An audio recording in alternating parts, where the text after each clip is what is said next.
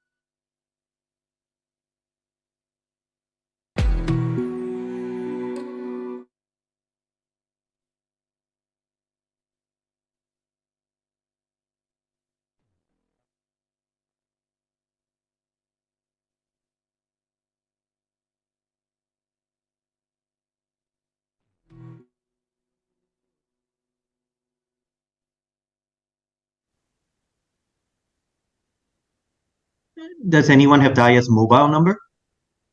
The die number, I don't have it. And I don't know if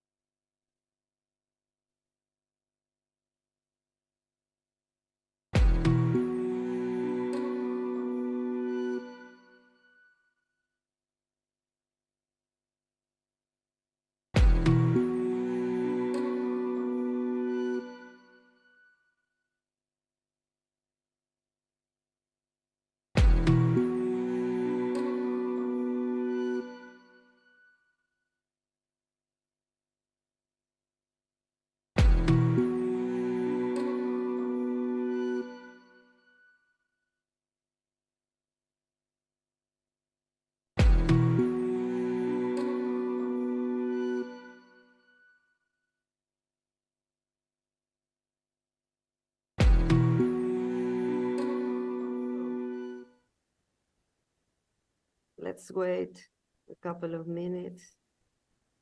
Streaming now. Okay, we have to start.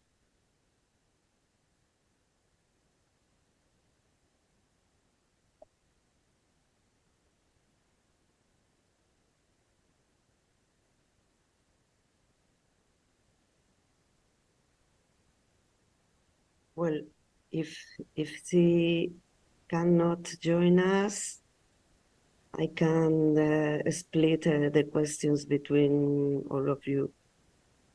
Her questions, more or less.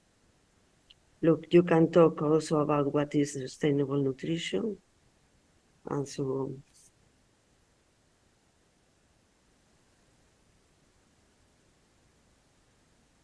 Nothing, Anna. She's not replying. She's not replying. Well, okay, we have to start.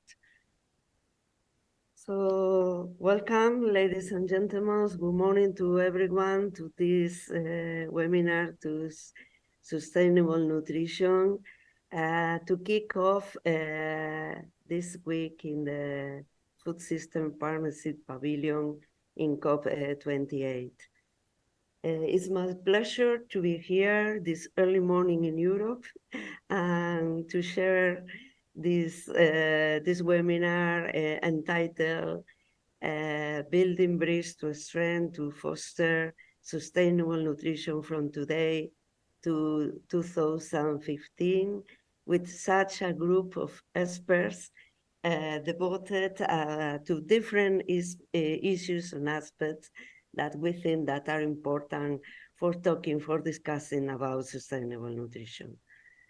First of all, I want to thank AIT Food and the Food System Pavilion for their help and support to prepare or organize this webinar. Thank you, Nadia. Thank you, the team of Susan, Patricia, and all the people that have been working with us and helping us for this to arrive today.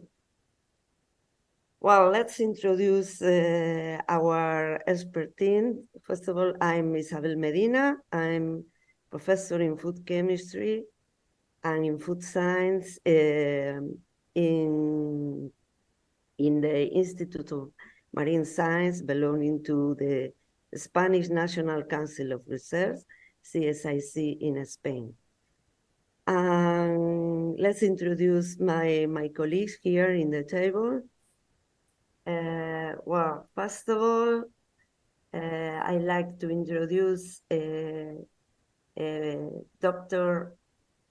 Ana Cebreiro, senior economist in the tax policy unit of the Fiscal Affairs in the department, at the Department of Fiscal Affairs at the International Monetary Fund, IMF, in Washington, D.C., in where she provides capacity building and undertakes research with tax policy issues. Ana is one of the worldwide experts in international taxes and has been working before her join to the International Monetary Fund. She has been working as serious tax economist at the World Bank also, where she has leading the international task work. Before these jobs, Ana has been working also for more than 9 years at the Organization for Economic Cooperation and Development in Paris. And she has also held position as economic consultant in private consulting companies. And also she has been working for a long time for the government in UK. So Ana, hello, and thank you very much for being here with us. Thank you, Isabel. Then we have in the table, it's my pleasure to introduce you, Mr. Luke Tay, founder of Cornucopia Futurescapes, that is a private company in Singapore, and Luke acts as a consultant for public, private, international, and civil society organizations for emerging trends and scenarios and strategic transformation and innovation. Luke leads this company nowadays, Cornucopia, and this company has a special focus on food security, sustainability, and urban, national, and international development. We have to say that Luke, for many years, has served in the leadership and management roles in the agriculture and transport areas for the government and the Singapore Public Service. He has been acting as advisor and consulting for leaders at political and senior official level and working for an international organization as FAO, G20, APEC, and so on. And he has been working for several different countries. So hello, Luke. Thank you very much for joining us and for collaborating in this webinar. And finally, we have on the table also Dr. Petra Claessens-Weber. That is a pleasure for me to say to all of you that she's the Global Research and Development Scientific Advisor for Nutrition and Health in Nestlé Research and Development. So hello, Petra. Thank you very much for being here. And Petra holds a PhD in nutrition from the University of Hohenheim in Stuttgart, Germany. She has been working for more than 5 years in research activities in Guatemala, and then she joined Nestlé for working in different jobs and functions. First of all, at Nestlé Research, and then in the Nestlé Nutrition Institute, working for the Institute contribution to the nutrition communication from healthcare professionals through, of course, peer-reviewed papers, publication, e-learnings, and trainings. She also co-chaired the health and wellness pillar of the Consumer Goods Forum, and in this role, she has delivered a sharper strategy for the pillar. As scientific advisor, she has been scoping opportunities in relevant consumer trends and build a strong foundation for the Nestlé for Healthy Kids program. She's currently working on several projects related with nutrition and health, and related especially for addressing undernutrition through micronutrient fortification. And this is also a very important point in this webinar, because she will address the perspective of a large food company in this amazing and exciting subject that is sustainable nutrition. So welcome to everyone. Thank you for your cooperation here. And we have missed one of our participants, that is Professor Daya Godeborn from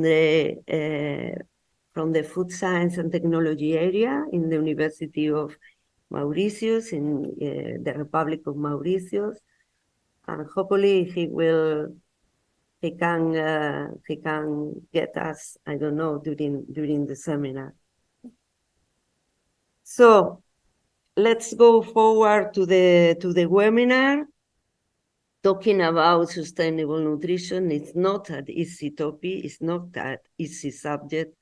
It's complex, and it's probably for sometimes it's not so easy, and it's hard to understand what are all the perspectives, all the visions inside this subject. First of all, we have to say that, of course, the population in the planet is increasing very fast. We are expecting to be more than 2 billion people more for the next 30 years. And one of the most important of this increased population is the high increase in the level of undernutrition crisis, but also on the level of malnutrition. I mean, talking about the incidence and prevalence of non-communicable diseases and metabolic disorders. It's expected that for the next 20-30 years, more than the 70% of the disorders could be directly related with metabolic and non-communicable diseases. At the same time, to feed this increased population with healthy diets, aiming to avoid these malnutrition problems and undernutrition problems, we have to exploit this, to use the planet. And we know that food production has also an impact on the climate change and on the environment. So the critical question here is how we can produce enough food for everyone, how to feed this increasing population, and at the same time, how to save the planet. So to ask this question and several questions related to this exciting subject, we can start this friendly conversation between all of us. So first of all, I like to know your opinion. We can start with you, Petra. What is your opinion from a large food company, producer company, about sustainable nutrition? What really means sustainable nutrition in the terms of, from the perspective of a food company. Yes, thank you very much, Isabel, for inviting me to be on the panel. And good morning or good afternoon or good evening to around the world. I think when we're talking about nutrition and sustainable nutrition, it is indeed important to be clear on what are the terms and what are the definitions that we use. I think the one that I believe is summarizing this extremely well is the one that has been established by the FAO and WHO. And they have defining sustainable healthy diets as dietary patterns that promote dimensions of individuals' health and well-being. And that is also considering that they have a low impact on the pressure, on environmental pressure and impact, as well as that they are accessible, affordable, safe, and equitable. And I think last but not least, also the cultural acceptability. So I think we have all these dimensions of the human health, the environmental sustainability aspects, the accessibility as well, affordability, and then cultural context. I think these are very important principles, and they provide a very strong framework for action for both the public and also for us as the private sector. And you have been saying, why do we need this? You made already some of the reasons in your introduction. Why do we need to act? I think it's for all of us stakeholders, basically the same reasoning, the increasing global world population, and then also the related food. And I would add not only food security, but also nutrition security context, as well as the influence on the climate change that the food production has. So I think this is a dual road. You have an impact of food production on climate, but climate has obviously also a big impact on the food production. So that obviously we need to sustain our production and supply for human mankind. I think that's very important. And to do that, we need to take a holistic view and I think also a systems approach. So how do we translate all of these principles? At our company, we have built a long-term strategy, and that is based on really two big but intertwined pillars, so to say, twin strategy, which we call good for you and good for the planet. So one is related to the nutrition and health, and the ambition with good for you is that we bring tasty and balanced diets within the reach of billions of people for today, but also with a projection into the future. So that is not ending with today, but also for generations to come. And then in relation to good for the planet, we have set up a very broad strategy with a lot of activities that touch a lot of elements, including net zero roadmap, but then also moving to sustainable regenerative agriculture. So we are moving from sustainable production to even having a positive impact on nature in that, or sustainable packaging. This goes over water stewardship and energy management, etc. So it's a quite large setup that we see are important, and where I think we contribute among many other stakeholders in making the needed transition to deliver on the goals that were described above. Yeah, I totally agree, Petra. I really need that. It's a huge subject, a critical challenge that it's completely need the collaboration between all of us. So, look, since you are a expert working on perspectives and in future scenarios, what do you think about this sustainable nutrition?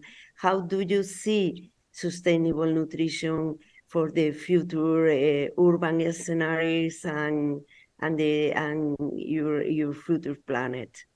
What do you think that it could be the definition of this sustainable nutrition under these terms?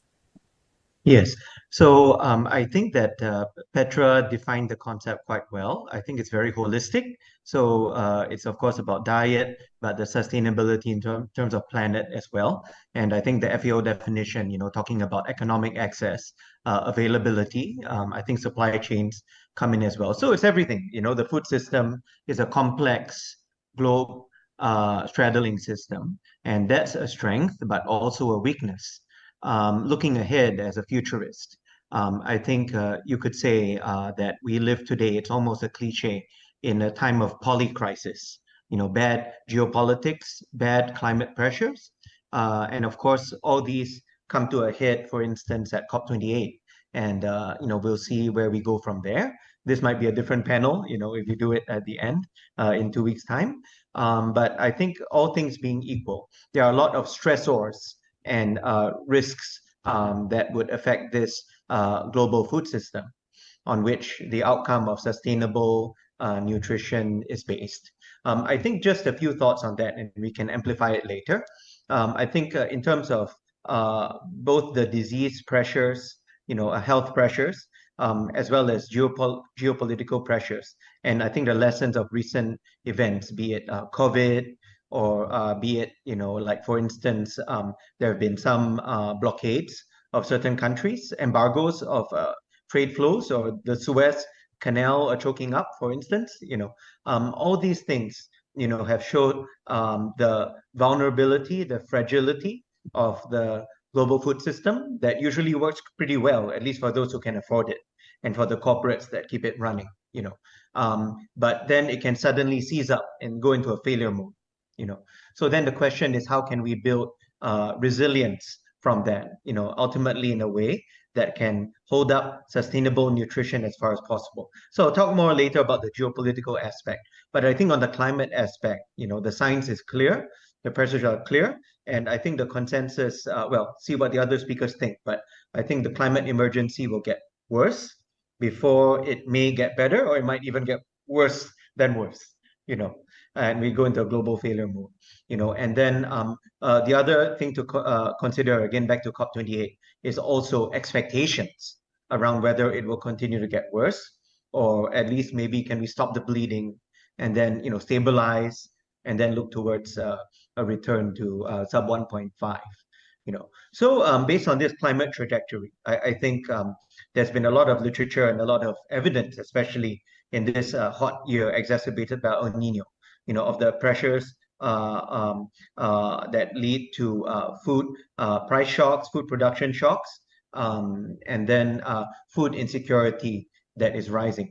So if you look even at the Maslow's hierarchy of nutrition, before you go a bit higher into sustainable nutrition, and of course the actualization of eating food that's consonant with your lifestyle, your culture, your aspirations, I think the base level is being jeopardized, by stagflation, and also by the threat of insecurity, and even by things for the poorer parts of the world, like and the more insecure parts of the world, like migration, due to insecurity and conflict, that obviously, bring people even further away from nutrition, let alone sustainable nutrition. So I think that kind of frames where we are now. And as a futurist, I see many possible scenarios moving forward, because it really depends. And so we can think of all the key things that it obviously depends on, but then also as futurists, we look at some interactions between these factors, and also some unknown or underappreciated factors that can lead to things for better, worse, or just very weird and different. Okay, thank you very much, Luke. But talking about these healthy diets that are, of course, involved in sustainable nutrition, well, from a socioeconomic perspective, Hannah, healthy diets with a low environment impact are not necessarily more expensive than the others, no? I mean, to go forward sustainable nutrition must be also economically sustainable also, because in the term of sustainability and nutrition sustainable, we have to also involve the socioeconomic part. That is very important in this holistic and overall perspective. So how to find the balanced relationship between sustainable economic food production and a sustainable diet? I mean, it's possible to have a food production that is sustainable with the planet and is economically sustainable too. Anna, what is your vision as expert in economy, in macroeconomy, and also in tax? Thank you, Isabel. I'm not an expert on this topic, but I can just talk about a little bit on the economic side. And I'm a tax expert, so you will hear from me many times the word tax. And to answer your question, I think it's actually required. I think that we need to make it possible. And as Luke was mentioned, I think as climate changes and global population grows, the risk related to health and financial shocks will increase, and the role of the food systems is key in these shocks.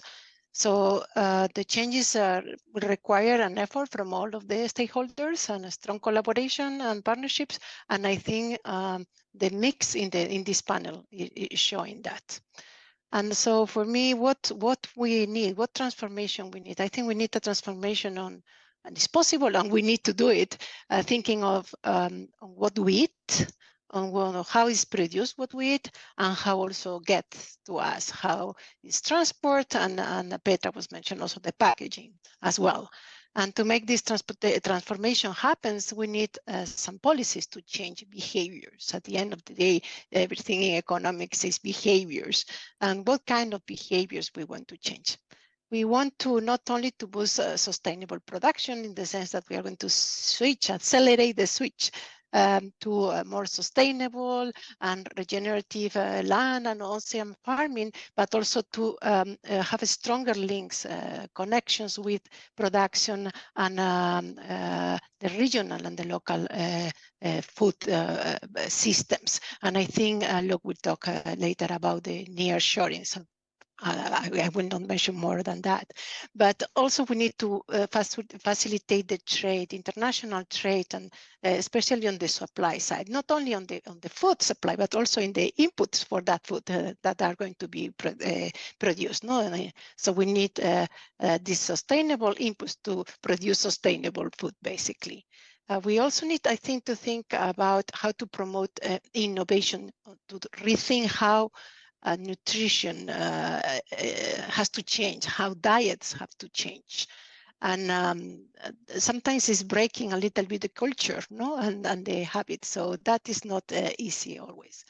And also, of course, how to incentivize a different way to consume, no, to choose to go for the choices that are more sustainable and more healthy. And I think for me, as many things in economics, there is not a single answer. It needs a mix of policies from regulation, from, for example, how to use the land of fertilizers, also on the expenditure side. And of course, I'm a tax person, so on the tax side, and this is including also green taxes. But this transformation is going to have a cost. And the important question is how the transformation is going to be financed and who is going to pay for the cost, how is going to be distributed the cost, if it's going to be or has to be fairly distributed. On the second question, I will talk later a little bit on the fair distribution of the cost. On the who is going to finance, I think we all agree that, of course, direct public investment is a must. But in addition to public investment and support, we also know that this is limited. So we need also a very active, I think, role of the private sector. So I'm very glad that Petra is here and was talking about how was like, good for you, good for the planet. I like that. I wrote it down because it's very nice, actually. And this is important in particular for emerging and developing economies. Of course, carbon pricing and the one possibility is taxes there is I think is a strong policy, and it will boost to make some changes and to give some correct signals to consumers, to producers, and also to investors. And I think is a good policy. And there are some policy instruments that we need also to use to accelerate this transformation and to change, I was saying, not only to change the behavior, but also some of the instruments could help to raise funding that is, or the finance that is required actually to make the changes, for example, carbon taxation, and also to compensate even some inequalities on the way. And just to end my intervention now, I think it's important to mention that it's a problem that crosses national borders. So the solution is not only, cannot be only at the domestic level. It needs also a global solution, international cooperation, and yeah, a global effort to go in the right direction. And I stop here. Thank you. Okay, thank you very much, Anna. Very interesting. Petra, what is the vision of a large food a large food producer company? Is it possible to produce a healthy diet and sustainable, coming to the sustainable nutrition at an affordable price? I mean, yes, thanks, Isabel. I think we need to understand, as a producer, I think we're producing foods that are contributing to balanced diet or to sustainable diets. It's not the diet itself that is obviously provided by any single provider, right? Yeah. But affordability, as said in the beginning, and also reflected by other speakers, is a key component of the sustainable healthy diets. Without making that accessible, available, and affordable, I think we are not getting to where we need to go. And we have made that a key priority in our organization, but we do understand, I think, that there is big challenges. I mean, all the challenges have been already said. I think it's the challenge of the complexity of, for example, developing innovative products that at the same time bring the attributes that we are looking for, meaning that they are nutritionally bringing the nutrients that we need, that they are at the same time tasty, because I think with food it's very clear, if it is not tasting, people will not consume it. And if you don't consume it, you will not get a benefit. And to the contrary, you will have a lot of waste. At the same time, we need as well to consider the environmental impact. As I said, we have set ourselves target. So as a food producer, like, we must meet all these components. And therefore, I think this is something that we're taking up, but it is obviously challenging. Nevertheless, we're trying to break this down in applicable chunks, so to say. And what we do is that we start by, I think also me as a nutritionist, I'm happy to see that. We start obviously from understanding what are the nutritional gaps that we see. And Anna was addressing emerging countries. We see a lot of nutrient gaps as well in other parts of the world. But in emerging economies, we still have, I think, also a very high burden of deficiencies, for example, related to micronutrients. And so we're trying now to bring innovative solutions using the strengths also of our research and development in the company, but then working obviously with the entire organization and across the value chain to help closing these relevant nutrient gaps. And the way that we do that is we trying first to understand what are the deficiencies, then we see what are the vehicles that we could use then to actually provide these nutrients. So and I think Luke addressed a bit at the staircase, like from the subsistence diet, like, can we make it to already nutrient adequate, and what steps can we take to bring that forward? So in our case, we take then the products which are already widely used and are also part of a regular consumption and diet. So I'm speaking about cereals or dairy products that are used using also local staples. And then we can additionally fortify them, for example, with the relevant micronutrients that are lacking in the current diet. So I think that is one very practical approach, and we are providing 130 billion of fortified foods fortified with at least one of the 4 big micronutrients, such as iron, zinc, vitamin A, or iodine. And I think that's quite important. Another important aspect is really also to not limit to the micronutrients. I think in emerging economies, contrary to more developed economies, we see a bit of a protein gap. So high quality protein is often a bit lacking. So that is another stream that we have been taking up quite strongly in our organization, where we would like to, again, see how we can meet both ends. So as I said, we have been historically using dairy. It's widely consumed. It is, from a nutritional standpoint, a very nutrient-dense product food, but at the same time, we know also it delivers obviously a relatively high greenhouse gas emission. So we're trying different routes here as well to, to combine, for example, plant proteins together with dairy products. So at the same time, we remain with a high protein content, a high quality as well of the protein that we bring together. And at the same time, we can reduce the overall footprint of that food. So these are, on top of that, we have shelf-stable offers, which helps also in terms of the access in areas where you don't have a cold chain or where you don't have limited cold chain supply. And that is actually also very important considering the environmental footprint, because when you transport a shelf-stable, meaning a dehydrated product, you're not transporting the water around. So you can saving energy on the cold chain, you can save energy as well on the transport. So that also, helps us to master the complexity of the situation. And I think you said we need global solutions. I totally agree in terms of our principal approaches and the overall goals. But food and nutrition at the end remains something that is very much anchored in culture. So we need to understand the local cultural habits, the local cultural taste, but also the local situation as it relates to the needs and the setup.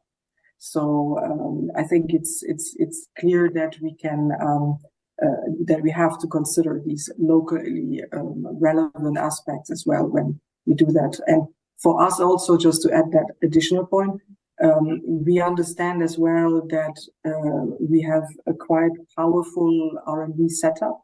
Nevertheless, there is a lot more expertise out there. So again, we don't want to do this alone, and to cover that local context, we collaborate a lot also with local universities in all parts of the world, including in emerging economies. And on top of that, we take the knowledge and the science, and it's again a two-way road.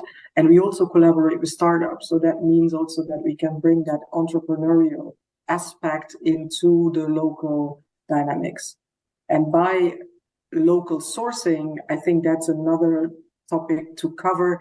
We can also, I think, touch many points. I mean, it can reduce a bit the price for an ingredient, but at the same time, it also obviously has low transport cost. It has it gives an opportunity for income generation also to local economy. So I think that was a lot, but I'll stay there for now. No, but I think that you have mentioned the local cultures, and I think that is a key point also. Hi, Daya. Daya, good morning. Well, good morning here in Europe. Daya, could you hear us? Daya? Hello, everyone. Hello, Daya. Good morning or good evening, I don't know, in Canada, no? Sorry. Could you hear us? Yeah, I'm okay. Okay. So, well, we had to start, Daya, with some of the questions. As for the audience, as I mentioned before, Professor Daya Godemu is professor in food science and technology, and she has more than 30 years of experience and expertise in the Faculty of Agriculture in the University of Mauritius, in Island Mauritius, that is, and the Republic of Mauritius. She has been leader also the Food Waste and Food Loss Initiative from 2018. And she has a very strong background and expertise in food nutrition, food production, and also in primary production and the management of food waste. So hello, Daya. Thank you very much for being here with us. Thank you very much, Isabel, for having me in the discussion. Good morning, everyone. Just to add to this introduction, I'm from a small developing states island, Mauritius, located in the Indian Ocean. And climate change is one of the most important concerns to us, even in SIDS. Though in SIDS, we contribute only 1% of the global carbon dioxide emission. And also, as you may have read in many reports, seeds are known to be major food importers, but at the same time, we are also very vulnerable to food security. We also have high levels of non-communicable diseases and unhealthy diets. So if previously lots of efforts were geared towards consumption of healthy diets, for the health of the people, nowadays we see that the discussions surrounding diets have evolved well beyond mere consideration of individual health to encompass broader environmental and social consequences of food production and consumption. Indeed, there is a great awareness that the choices that we make about what we eat, where we eat, when we eat, why we eat, they have implications not only for our health, but also for the health of the planet. So our current food system has been identified as a major contributor to greenhouse gas emission and to environmental degradation. So today in COP, it's not only us, but we see that there are many organizations that have brought the agri-food system on the table to see what can be done to mitigate the effects of climate change. Now, if we refer to the FAO definition of sustainable diets, the definition itself goes well beyond nutrition and the environment to include social and economic dimensions. And to answer your question, Isabel, Yes. about sustainable nutrition, my understanding would be that it is a multidisciplinary and a holistic approach that we have to adopt. It emphasizes on the interconnectedness of environmental, social, and economic factors within the food system. Therefore, it recognizes the need for a mindful and a conscious approach of food choices that support both the health of people and the health of the planet. And how can sustainable nutrition fit into the context for climate change? How it is linked to this COP28? Why is it that today we are talking about sustainable nutrition in the context of COP28? Simply because our food system is connected with climate. Let us reflect on the strong link between our food choice, food system, and the climate. Several reports have highlighted how food production and consumption significantly affect the climate. Our food system is responsible for about 19 to 29% of total greenhouse gas emission.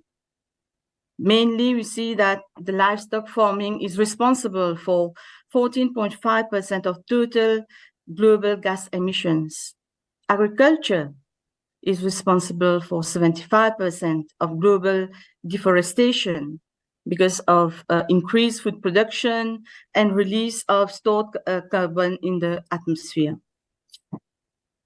Agriculture also uses 70% of all the fresh water worldwide, and intensive agriculture can lead to water scarcity in many parts of the world. And the global food system is the primary driver of biodiversity loss. These are just some of the impacts I'm highlighting here of our food consumption and production. But on the other hand, we should not forget that we are facing, our food system is facing lots of threats and challenges due to climate change. Not only the seeds, but many countries nowadays are witnessing extreme weather conditions, change in temperature, precipitation patterns like floods, droughts, heat waves, which have devastating effects on growing season, the crop yields, harvest, growth, and development. So this may lead to shortages of food staples, increase in price, and create food insecurity for vulnerable populations. We also see increased proliferation of pests and diseases. And this can also lead to increased use of chemicals while producing our food. New food safety concerns about new pests, but also food spoilage.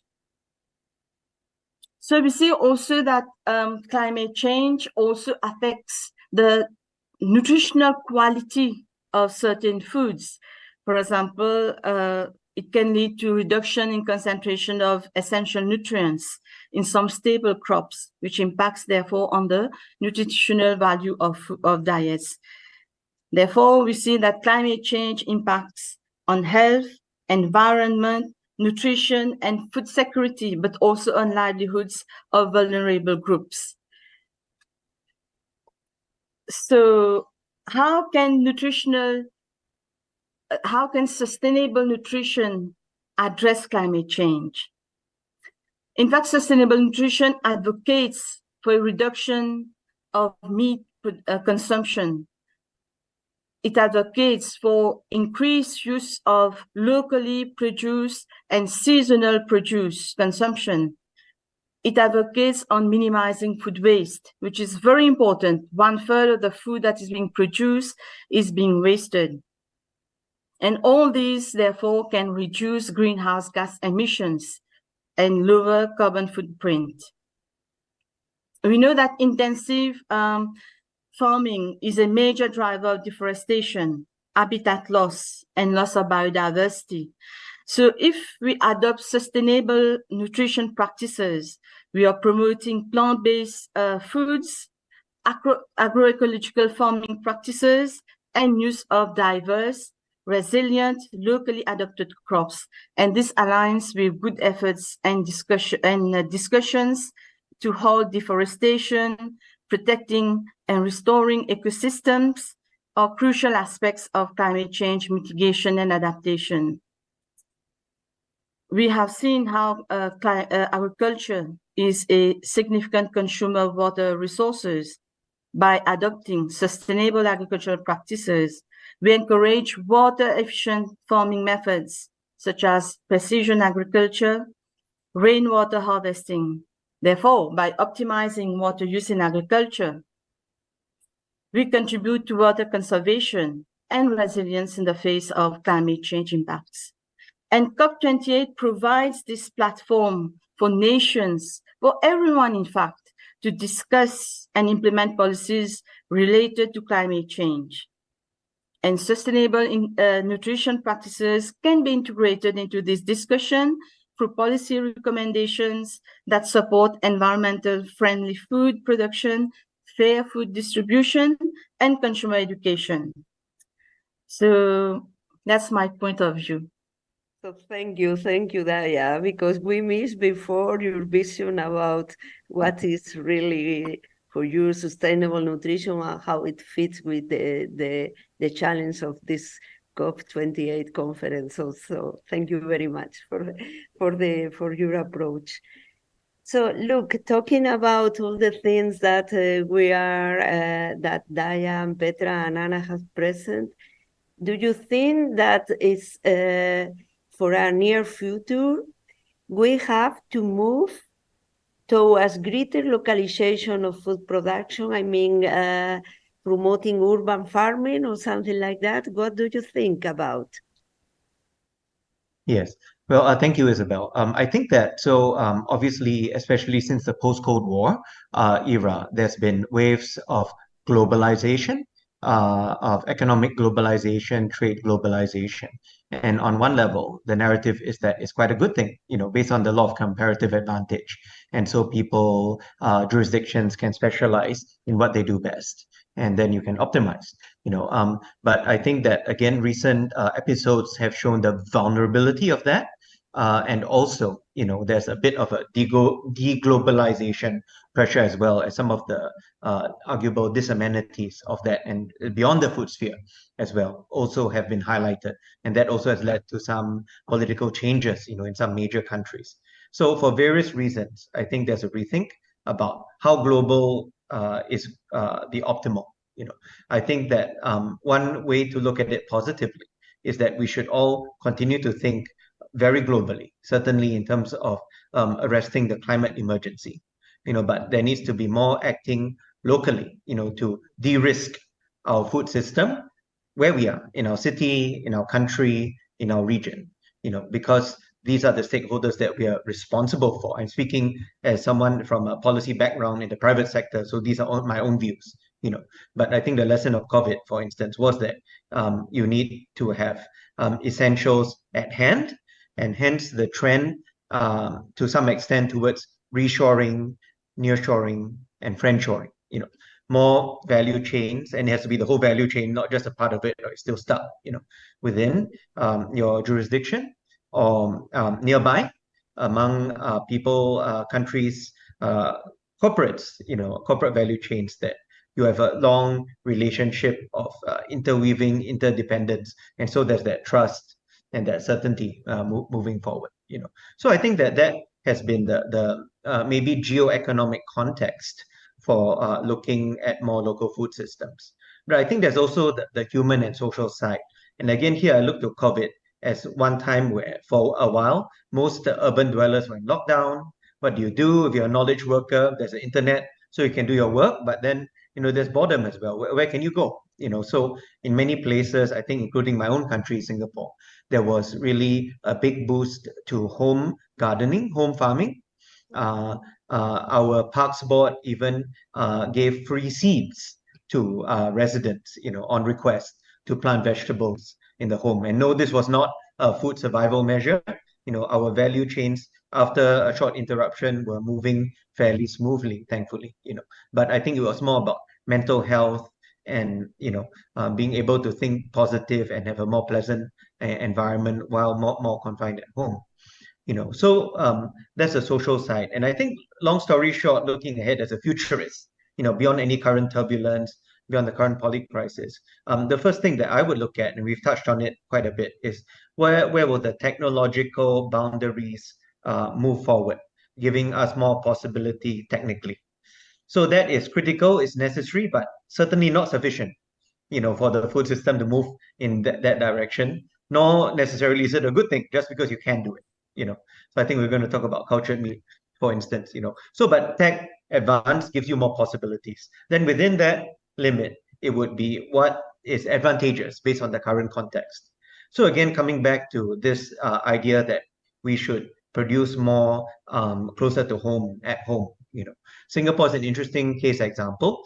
In my view, we embarked on a drive using technology, capital, and expertise that we have, seeing all the global trends in things like indoor farming, in maybe lab-based potential, in more advanced forms of aquaculture, rooftop farming, and so on. Seeing all these trends, I think we saw that as an opportunity, something that a small jurisdiction like ours maybe can take as an opportunity to create new IP, create new solutions, and make more of our own food. And then there's also the risk side of the equation that I've mentioned. I think that affects everyone. So for those reasons, I think some jurisdictions, including Singapore, I think some places in the Middle East, like where we are, some of the wealthier cities, in America, I think in Europe as well, are also trying to do this. Urban farming, maybe using an economic development type of playbook. You've got technology, you've got capital, you've got enabling policy environment. Hey, presto, we'll see what happens, And I think when you deal with deep technology, new initiatives, there's a lot of blood on the floor in a way, in terms of churn. Not every startup survives.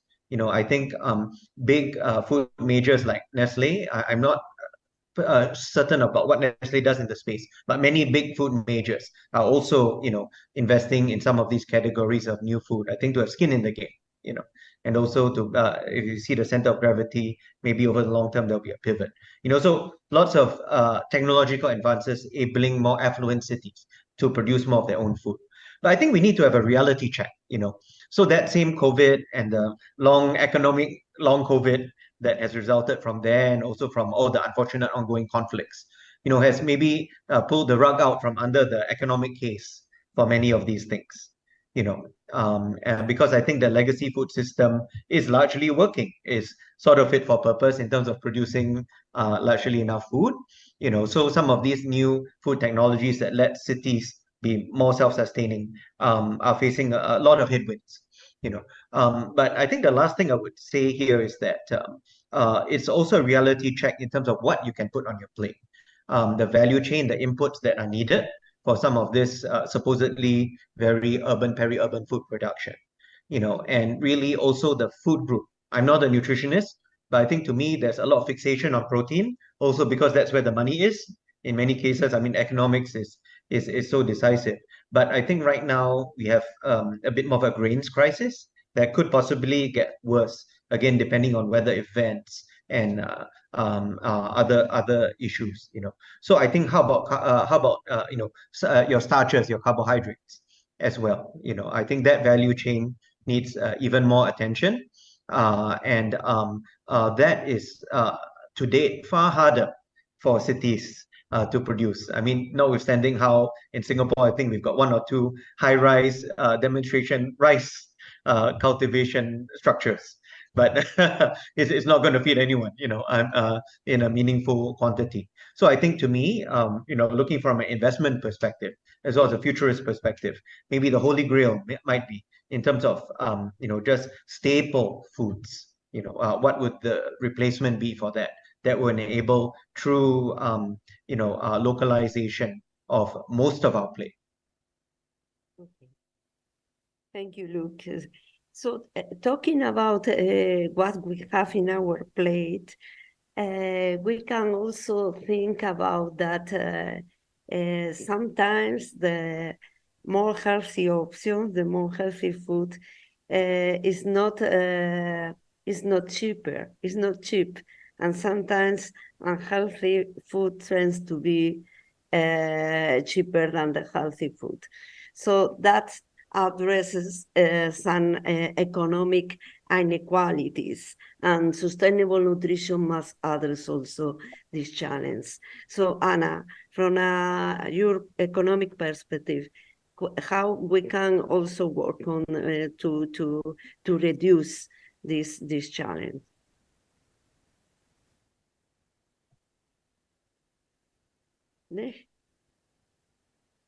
Anna?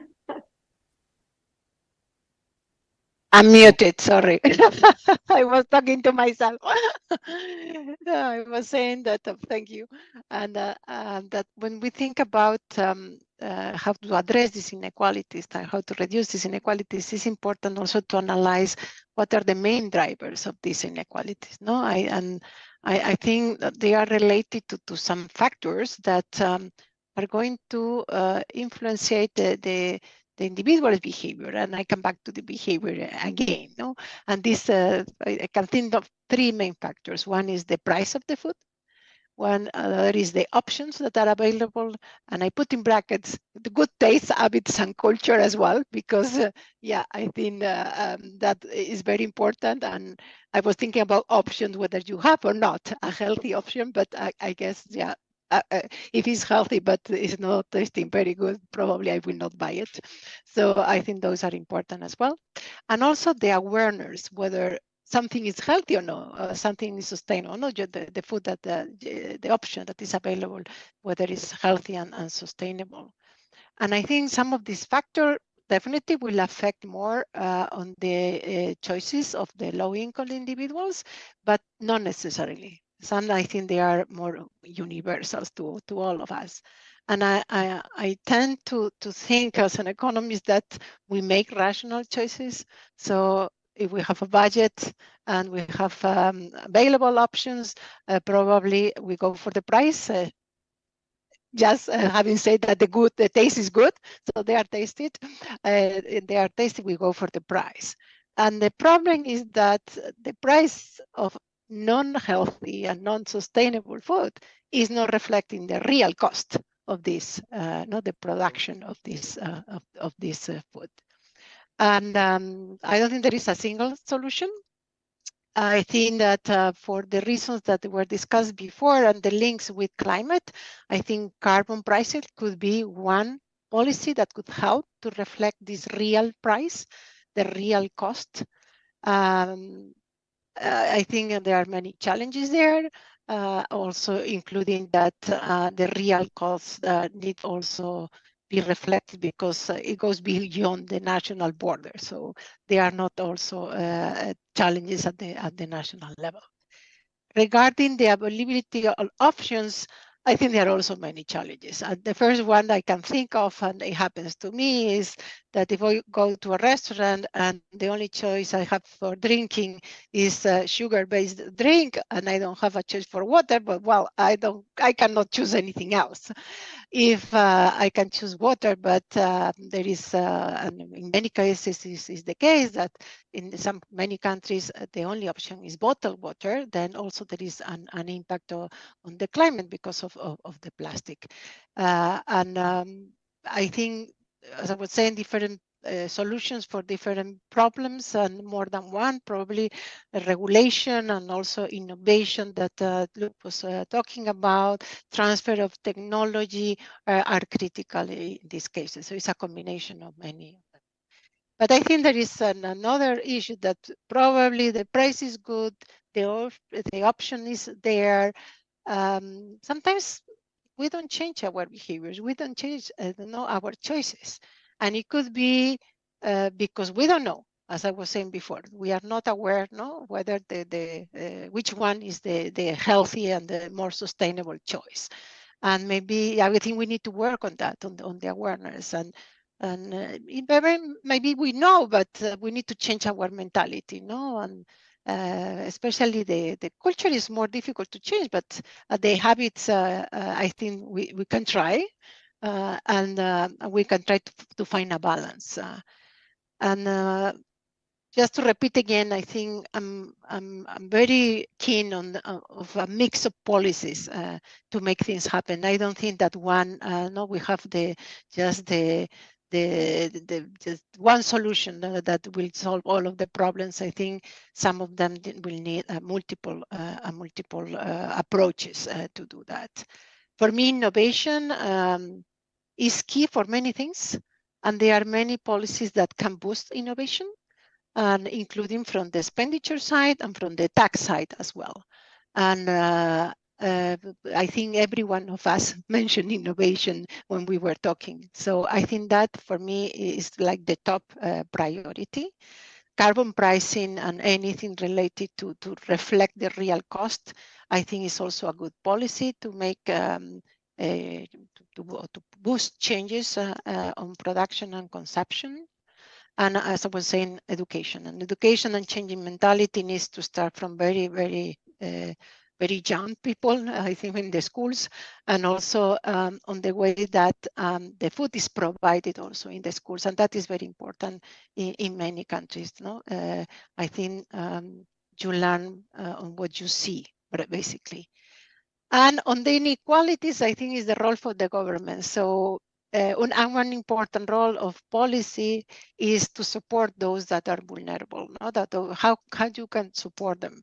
Well, first, but there are several ways to do it. One is just direct transfer, social assistance for those that cannot afford the cost of the change. but also better targeting. I think there are many policies in place that are not effective, that are very costly, and they are harming the climate and they are harming our health.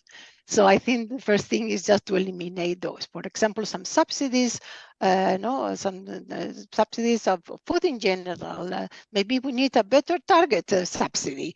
No, we don't need to do just subsidy because of subsidy, but something that it will get the results that we are looking for.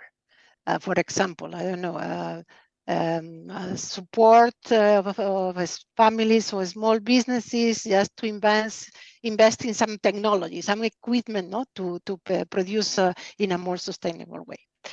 I think some of the policies, and I come back to the taxes again, could be a good instrument to also generate revenue that could compensate for these inequalities. So there are some cases that it will make sense, I think, to have a tax that it will be broader probably, but it will be then distributed on the expenditure side to those that are more vulnerable. Sometimes targeting is not easy. So identify who needs or who is more vulnerable is not so easy, and there are many cheaters. I don't think that we should design policies for the cheaters because of the cheaters. I think the policy should have an objective that it has in merit per se.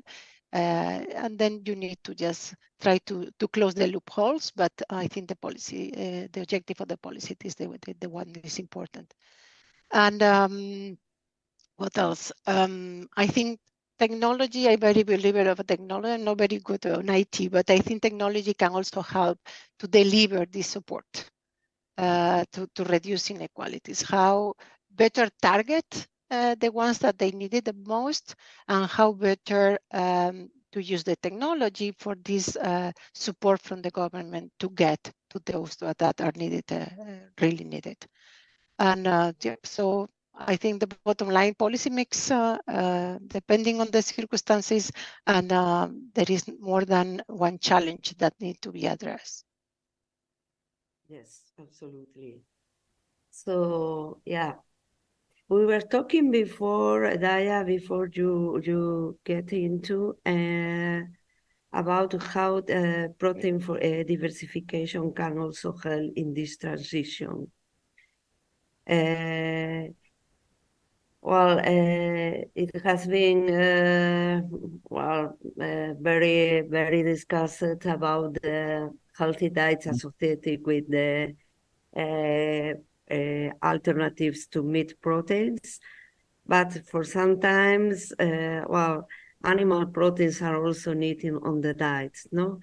So what is your opinion, Daya? I mean, because talking about this healthy and affordable diets that can be inside the concept of sustainable nutrition, the protein diversification is one of the most important items in discussion. Petra has mentioned it before. And what's your opinion, Daya? How about vegetable proteins? Cell plant proteins, what do you think? Thank you, Anna. I understand that when we are talking about sustainable nutrition, we are talking about decreasing our reliance on animal products as a source of protein. And protein diversification often involves incorporating a variety of foods in our diet to satisfy our protein needs. Because we have been mentioning how animal farming, for example, can contribute to greenhouse gas emission. We all know, studies have shown that plant-based diets are healthier for humans, but also for the planet. But we have to be very careful about it. There are many studies that have been done, especially in developed countries, and which have shown that animal-based proteins are more expensive than or more expensive in terms of ecological footprint compared to plant-based diet. But we have to do studies where we compare like to like. For example, if we are doing studies on the ecological footprint on plant-based diets, we have to see what is the ecological footprint of animal-based diet, in what conditions the animal are reared. Sometimes when we are comparing with studies on intensive agricultural farming, it might be different when we are talking about farming in feedlot. So we also have to be careful when we talk about major shifts to plant-based diet, because we have to see sometimes about bioavailability of certain nutrients from plant-based diets. So while this is, in my opinion, I think that it's important to have a shift. It is important to shift towards plant-based diet, but it has to be a gradual shift, and also it has to be done in view of the culture of the population, in view of the affordability of these diets. In developed countries where there is an increasing demand and increasing consumption of meat production, of meat consumption, for example, we can come with guidelines to decrease, to moderate a bit the intake of animal-based proteins. But in developing countries where people are struggling to satisfy the basic needs, and where usually the intake of animal food is quite low, there we see that we can recommend diets which are plant-based, of course, but which also include some animal proteins. So if we have a look, we see that there is an increasing number of people who are going towards vegetarianism, veganism, and this is nothing to do with religious purposes. It's more as a call to protect the environment. But I don't think that we have we can come with clear-cut recommendations that for everyone. So depending on the circumstances, I do think that overall we should move towards plant-based diet because they are healthier, for the people, for the planet, but still we have to see the context in which we are doing it. Okay, thank you, Daya. So that conducts us to the next point of discussion. Petra, how scientific evidence can help companies, can help society to design this healthy, sustainable nutrition from every population? How we can, from academic point of view, how can we help you?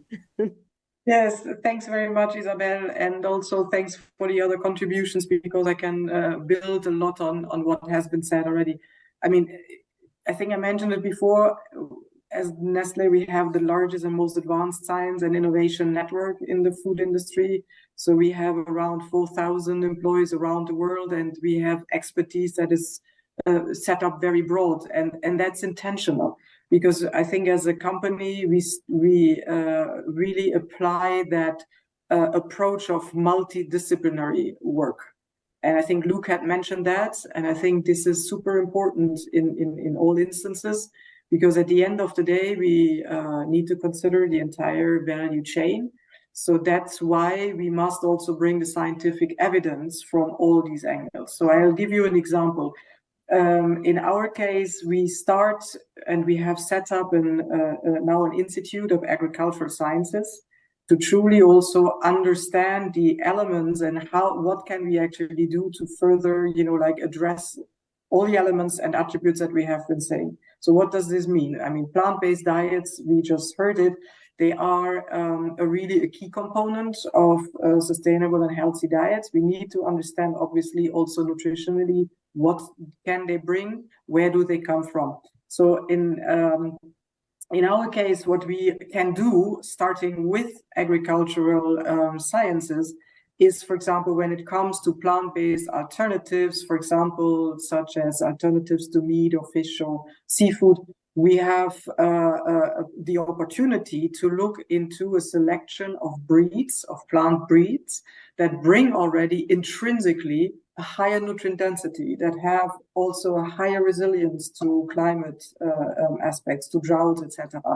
We can also bring functional components. So, for example, if you look at alternatives to dairy, and you have them based on pea protein or on soy protein, they come with a B note, and that's something that is not desired by because desirability, I think, is also part of eventually, like an important aspect of the sustainable diet as well.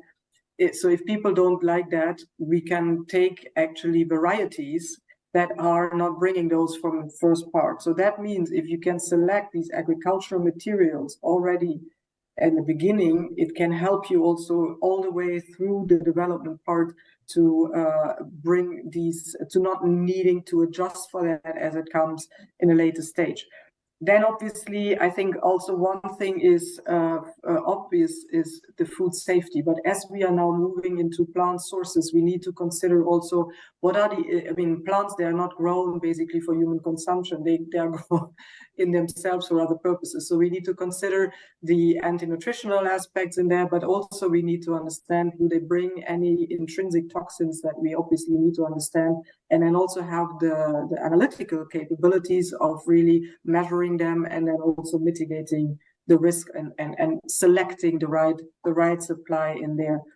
We have then food sciences, so food technology, food sciences that can help really in the formulation that we get the taste and the texture that is desirable. Obviously, we have nutritional scientists that work on the nutrient composition of this.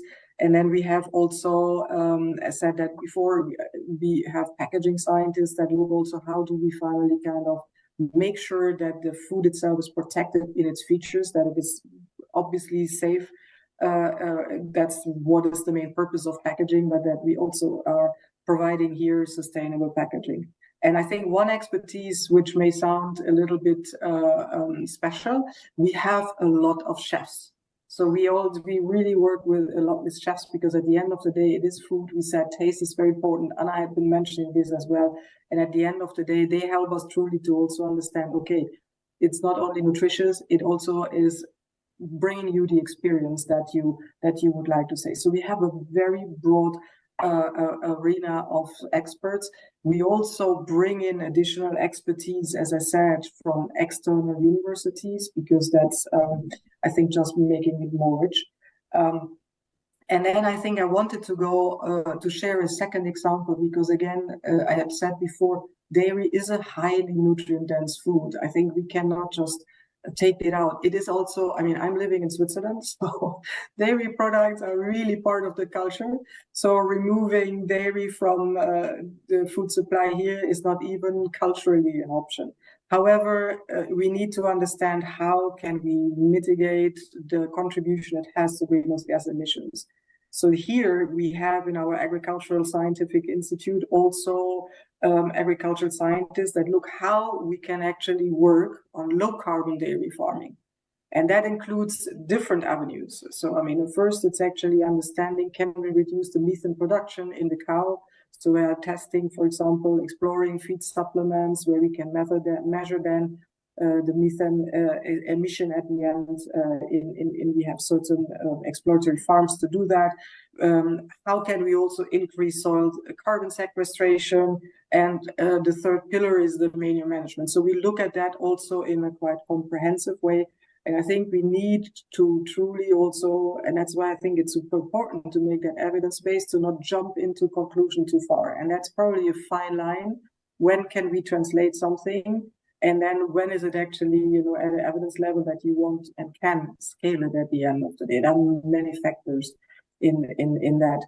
And I think all of this just said is obviously really just possible if, again, we touch upon all the other attributes. And when it comes to dairy, the additional to the nutritional part of the food that we generate, we also need obviously to consider the animal welfare, because that is a non-negotiable at the end of the day as well. So I think again, we've seen the complexity. But we also see that we have investments in science that can help us to eventually address some of those things. And yeah, I think I'll stop here. Okay, so just looking for the future in this address, Luke, do you think that personalized nutrition is the future also? It's I think we have, and that's how also we are set up. You need to look very broad. I mean, we look at the dairy protein, we look at plant protein, we look also at precision fermentation, just as to understand. I mean, fermentation is a very old technology.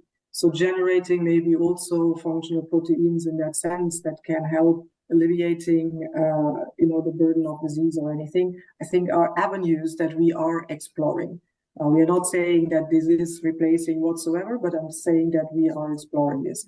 In terms of personalization, I think it's a very interesting scientific field.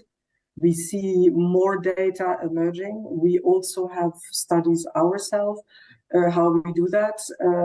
We do now, I think for our side, we need to be sure that we have the right level of evidence really to implement it.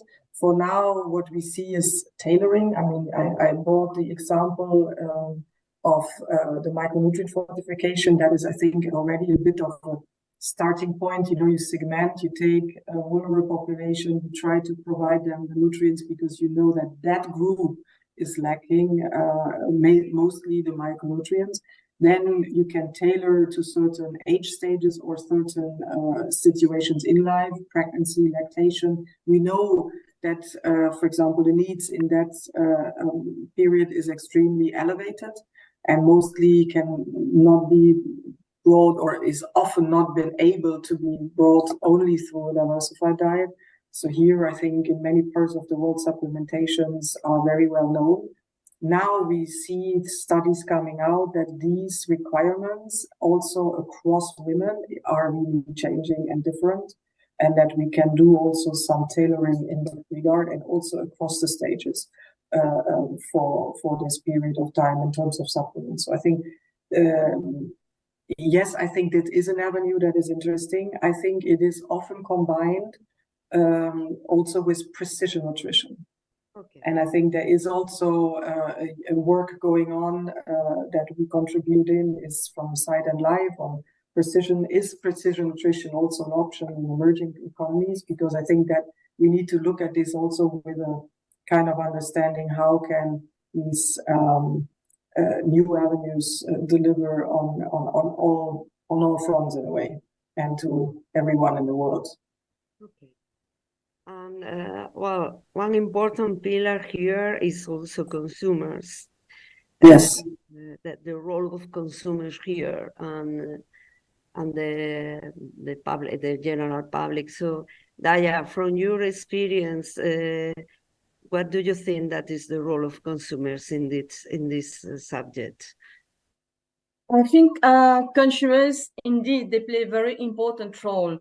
Many studies have shown that there is a marked increase in consumption of foods that bear labels which show that the food has been sustainably produced, and which have some ethical claims. So consumers are in fact a market force, and farmers and food businesses, in some way, they respond to this demand. And education and advocacy, in fact, it plays a central role to promote the success of sustainable nutrition and climate action. So if we empower consumers with knowledge about both the environmental impact and health impact of their food choices on and benefits of sustainable nutrition, then I think that there'll be a shift in their behavior. This is very important, and also the most important sometimes thing to do to change consumer behavior. But there should be more educational campaigns. There should be more community initiatives which are either initiated or supported by different stakeholders. And this collectively can foster broader understanding of the interplay between diet and the environment. But just consumer education is not sufficient. If the consumer is educated and want to adopt sustainable nutrition practices, it is very important that there should be the availability of these sustainable foods. So it is both the consumer who is important in making the choice, but on the other side, we should have the foods which are available, which are affordable also. So I think these go together. So there should be initiatives on both the consumer side, the demand side, and the production side. But this is a key to sustainable nutrition. The final decision lies with the consumer. Thank you, Daya. And just to final this, Anna, do you think that from the governments, you have mentioned before some measures, but just as a global comment, here we have point out the key role of consumers, the companies, but how about the governments also? I think, as you have mentioned before, the public, no, the public bodies. Yeah, my computer is saying that it's going to restart, so maybe you lose me, but I will try to answer. We are almost finished. We have I don't know why it's driving me crazy right now. But anyway, I think, yeah, very quickly, I already mentioned some of the policies that could be applied. Now is my opportunity to talk about tax. But why? Because I think you started the seminar saying that this is a complex topic, and the answers are also complex. And I don't think we have a magic bullet. But actually, tax policy can also change behavior for good. I was talking a lot about behavior and the need to change it. And now, is there a role for tax? Yes or no? I think that there are already some policies implemented in some countries that could help to go in the right direction.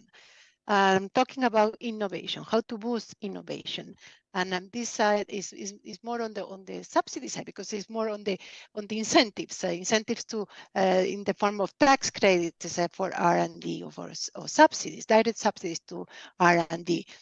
And can make a difference on where we want to go, and the choice in the countries depends on the capacity to manage. You know, if it's through the tax system of the direct expenditure. There are also green taxes. We all know we are in COP24, 28. So we all know that there are the possibility of introducing green taxes, and the connection between climate and the food production and consumption also makes a connection between the green taxes and the changes that could be boosted through the green taxes on the food system. And the revenue, I think one of the advantage is that the revenue, as I was mentioning before, could be used also to mitigate some of the inequality impact that there are, but also to be used to mitigate on all other economic impacts that could be raised, at least on the transitional periods. I don't think that is the only solution, and I think it was very clear every time I was making a point, and I think we need a more comprehensive one, including, as Daya was saying as well, education or regulation, direct investment, new technologies. There are something called health taxes that many of you probably know, and they are used to basically, so they're focused more on alcohol and tobacco and sugar base, and there is some debate about whether it could be used also to change the behavior related to unsustainable and unhealthy food. I think it's not very clear. I think the devil is in the detail, as always, because it's very difficult sometimes to define the definition of what is unhealthy or what is unsustainable. So it's tricky sometimes to use a tax for these reasons. And I think also maybe last point, there is maybe also an opportunity to rethink the taxation of agriculture. In many countries, agriculture is not taxed and is very, very heavily subsidized. There are many historical reasons for that, but maybe we need to rethink a little bit and to think about better targeted policies. So support from the government really on sustainable agriculture and farming rather than in general. So I think there is opportunity for that. And also on a consistent approach. I don't think that there will be a lot of value to introduce a tax, a carbon tax, if there is a subsidy that is promoting exactly the opposite behavior. So I think it has to be a little bit consistent, a whole of the government approach. I think that the last one, I want to come back to thinking globally and acting locally that Luke mentioned. I think is about domestic and international cooperation. It's about the producers, the consumers, the government, the civil society, the academics. I think for all of us, we are in the same boat and we need to act together with the common goal. Otherwise, I don't think we will get there in the time that we need to go there. Yes. Thank you. Yeah. Thank you. Isabel, can I say a few things? I know time is short. Yes, yes. Just to respond to all the very useful Just for perspectives. concluding, we can say just few things, every one of you, if you like. Okay, great. So I think number one, I think that with the poly crisis, I think state action will have to become far more intentional. And in fact, I expect that this will be happening worldwide. For the industry may not like it, but net, it's good to actually have intentional governance, and the industry will adapt. On the industry front, one point is that to borrow a line from the current COP discussion, I think that animal agriculture needs to be phased down, if not necessarily phased out. I think that the environmental calculus is there, but it employs, I think, something like 1.3 billion people around the world in the animal livestock value chain, both for meat and dairy. But one way to phase down the emissiveness is also what type of animals you're consuming. And then plant-based, and also to some extent cell-based meat also have a runway of potential. But it comes to the point that you need to have a viable, economically accessible alternative, before you push people in that direction. So in that sense, I think that lastly, that alternative promisingly is arising. And part of that alternative would be putting the capability to make your own food and your own energy, for that matter, even at homestead, household, community level. And the other aspect of that capability will come from having more choices through technology. I think lastly, on this idea of being more precise in nutrition, I think that there's a lot of upside potential in terms of policy on shaping the consumer side of behavior. So far, it's just been the companies that have been picked on, in terms of changing corporate behavior. And but that's where I think it comes into some political values, like how much do you value liberty, privacy, choice, and so on, and whether it's a market-based carrot and stick measures to shape consumption, or by fiat in the future, especially if we get more climate constraint. So on that, just briefly on personalized nutrition, in the further future, I think it has great potential. First we need to understand the person, the omics better, and there's a lot of research, including in Singapore, for instance, on the gut microbiome. There can be a force multiplier for nutrition that you consume, and also for health. So once as that progresses, then it will be the mass customization of bespoke solutions for people. And then that has a health benefit, even a mental health benefit, cognitive performance, mood, and so on. That's very powerful. But then from a policy angle, that can be scaled up to the whole of society. So it's not just wealthy people that benefit from it. So I think that's the trend line I see towards one preferred future, but it may become essential if really the climate gets really bad and we need to ration even food resource. Then being more intentional and optimal about that. And also to privilege maybe locally grown, locally produced foods in the algorithm might become a lifeline, not just something for optimization. Thanks. Okay, thank you very much, Luke. Petra, your message for concluding this exciting Yes, I just wanted to recap that I believe that, yes, we have to play our role. I mean, in our case, as I said, we have set a company strategy that covers both the good for you and the good for the planet. I've shared a few examples in how we also need to practically address that, and it touches upon many of the things that Luke also just has summarized. So considering the meeting actually all the aspects, but I think one element that hasn't been mentioned is that we also need to consider sometimes trade-offs.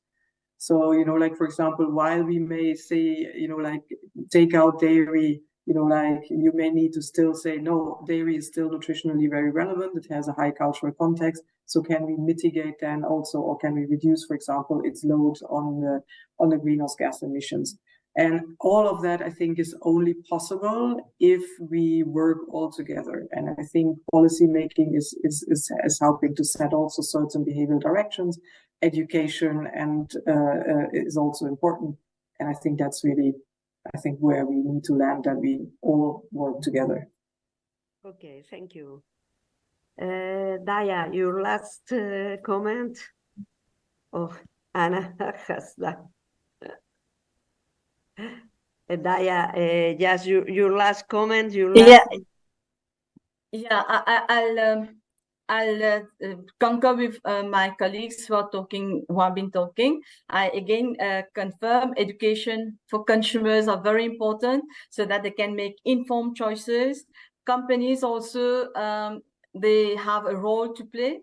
For example, to implement sourcing of materials, manufacturing, transportation, packaging practices, which promote healthy and sustainable foods. We scientists, we have to research into sustainable farming practices, alternative protein sources, and efficient food production methods. We have to come up with innovation, develop new technologies to improve the sustainability of food production and food consumption. But very important here, I mentioned the role of funding bodies and donors so that we can get funds for research and projects which are focused on sustainable nutrition, but very important also funds that are meant to educate the public about the importance of sustainable nutrition. So we see that there needs to be collaboration at all levels, national and international levels, so that we can share our best practices. Yeah. I think that is the main message of this session. We need the collaboration from all of us, from companies, from futurists, from scientists, from consumers, from education, from governments, to achieve and to move forwards towards this sustainable nutrition and the transformation of the food system. So I think it's time to go out. Thank you very much. Thank you. I really appreciate your help, your collaboration. I think it has been a very, very interesting webinar. And see you soon. Thanks very much. Thank you very much. Bye-bye.